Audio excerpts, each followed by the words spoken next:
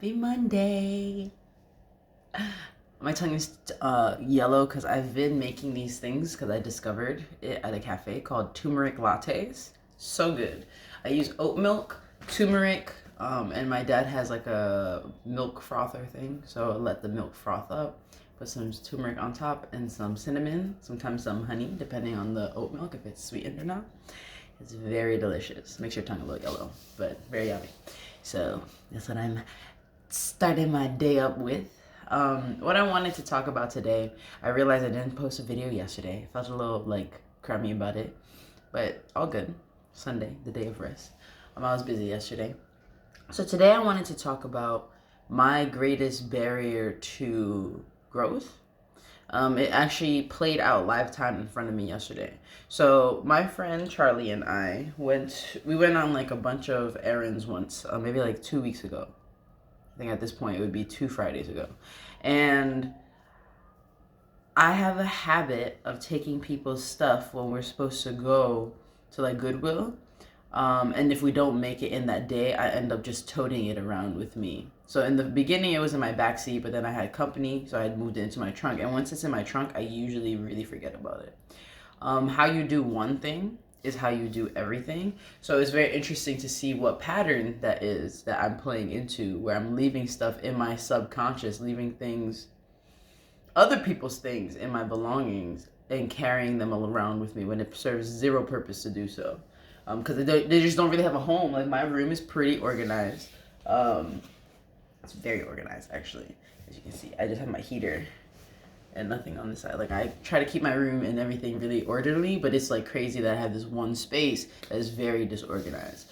And so the pattern that played out was my friend Charlie was like, "So take that shit to Goodwill, Gary." And I was like, "But I haven't been."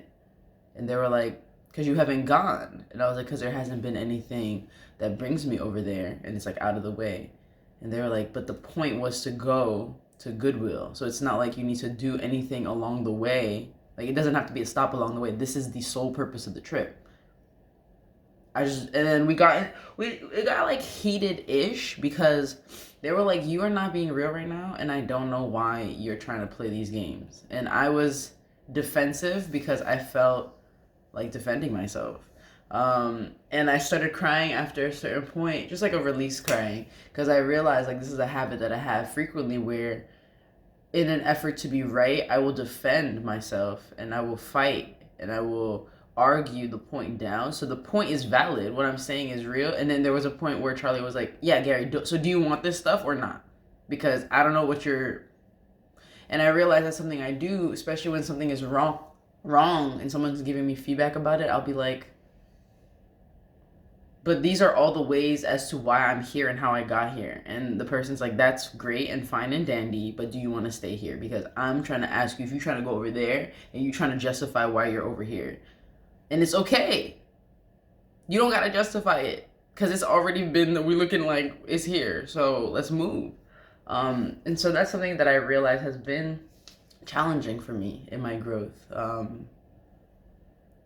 Feeling like people don't understand where I'm coming from, or like that my pain or my experience is less potent or less important if I act differently or choose differently, without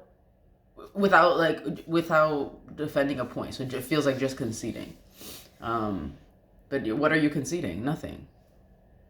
But that the other person is right. Like there was a question that I read a long time ago: would you rather be right or happy? And it really sat with me because I was like, honestly, a lot of the time I'd rather be right. And there's such an emphasis in my family, in my life, about being wrong and all the things that it comes with being wrong. Being wrong also means being stupid, means being unlovable, means being inadequate, all the things. So it makes sense why that happens, and also laying that to rest. Like it's tiring to fight the people who are trying to help you, like, because then you get twisted up. Like, what is the point of all this back and forth? What is the point of the argument? What is the point of this interaction right now? And when I feel like that, I notice, okay, so somebody, probably me, is defending a point and not actually, we're not having a conversation that is based on connection. So just wanted to share that. Think about those things. Do you have Do you have little things like that that you know like are hindering you? I suppose those would be bad habits. Things that like you've noticed, or does that happen to you too, where somebody's telling you something and you be like, I know that's right, but I'm not gonna give it to you. Maybe it's just me. Anyway, have a wonderful day, and I will speak with everybody tomorrow.